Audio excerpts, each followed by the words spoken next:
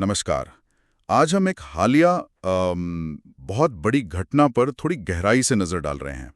सूत्रों में इसे कोड नेम दिया गया है ऑपरेशन राइजिंग लायन। हमारे पास जो शुरुआती जानकारी है वो बताती है कि ये ऑपरेशन 13 जून 2025 को शुरू हुआ। तो आज हम इन्हीं सूत्रों से जो मुख्य बातें निकल कर आ रही हैं उनको समझने की कोशिश करेंगे। तो चलिए शुरू करते हैं। रिपोर्ट्स ये कहती हैं कि इजराइल ने ईरान के खिलाफ एक बहुत बड़ा हवाई अभियान चलाया। इसमें करीब 100 ठिकानों को निशाना बनाया गया। ये संख्या ही अपने आप में मतलब काफी चौंकाने वाली है। बिल्कुल, 100 ठिकाने ये कोई छोटी बात नहीं है। ये एक बहुत बड़े पैमाने का ऑपरेशन दिखाता है। हाँ। और सिर्फ संख्या नहीं, बल्कि जो लक्ष्य बताए गए हैं वो भी बहुत महत्वपूर्ण है।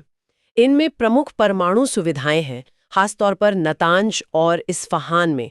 ये तो वो जगहें हैं जो ईरान के परमाणु कार्यक्रम के लिए मतलब बहुत अहम मानी जाती हैं। हाँ, परमाणु ठिकानों का जिक्र तो अपेक्षित था ही, लेकिन लिस्ट यहीं खत्म नहीं होती है ना। मिसाइल लॉन्चर्स भी हैं, आईआरजीसी यानी इस्लामिक रेवोल्यूशनरी गार्ड कॉर्प्स, उनके कमांड सेंटर्स। हाँ, सैन्य बुनियादी ढांचा और यहाँ तक कि ईरान के सरकारी टीवी स्टूडियोज को भी निशाना बनाने की बात सामने आई है। टीवी स्टूडियोज, ये थोड़ा अलग लगता है। क्या इन अलग अलग तरह के टारगेट्स के पीछे कोई एक सोची समझी रणनीति दिखती है, मतलब सूत्रों के हिसाब से? देखिए, सूत्र यही इशारा करते हैं कि ये एक मल्टी लेयर्ड मतलब कई परतों वाली रणनीति हो सकती है। परमाणु सुविधाओं पर हमला तो साफ है, वो उनकी न्यूक्लियर कैपेबिलिटी को निशाना बना रहा है। मिसाइल लॉन्चर और आईआरजीसी कमांड सेंटर पर जो हमले हैं वो शायद ईरान की जवाबी कार्रवाई करने की जो क्षमता है उसको कमजोर करने के लिए लगते हैं। अच्छा।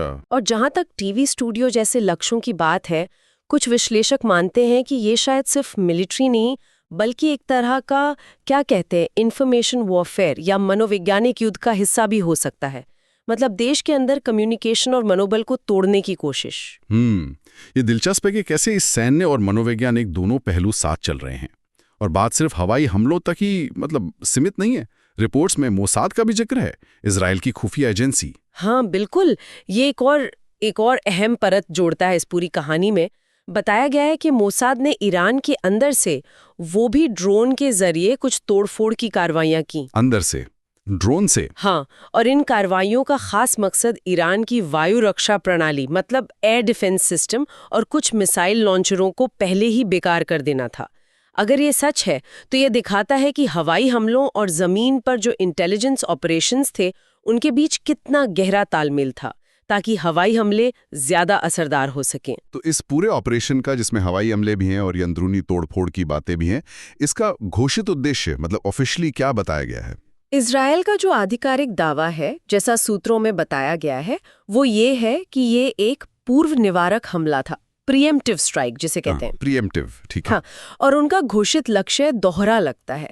पहला तो ये कि ईरान की परमाणु हथियार बनाने की जो क्षमता है उसे पूरी तरह से नष्ट कर दिया जाए, और दूसरा उसकी मिसाइल ताकतों को इतना कमजोर कर दिया जाए कि वो इस क्षेत्र में मतलब स्थिरता के लिए खतरा न बने। ये अपने आप में बहुत बड़े लक्ष्य हैं। बिल्कुल।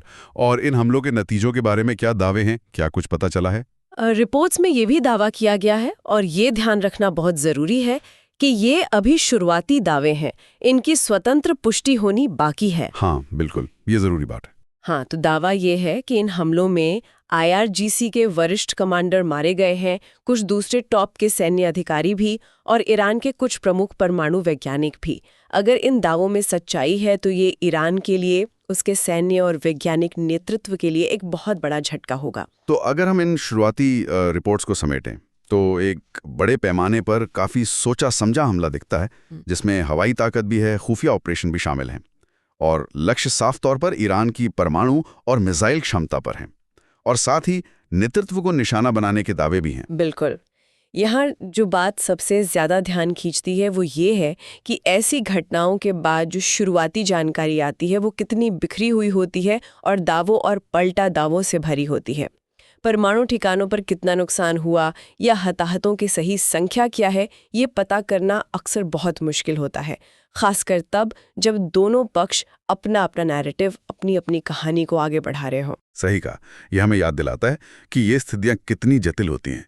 एक तरफ ऑपरेशन के अपने पहलू हैं, दूसरी तरफ ये सूचना का जो युद्ध है वो भी साथ साथ चलता है। हाँ, और ये सूचना के सत्यापन की मतलब वेरिफिकेशन की चुनौती को भी दिखाता है।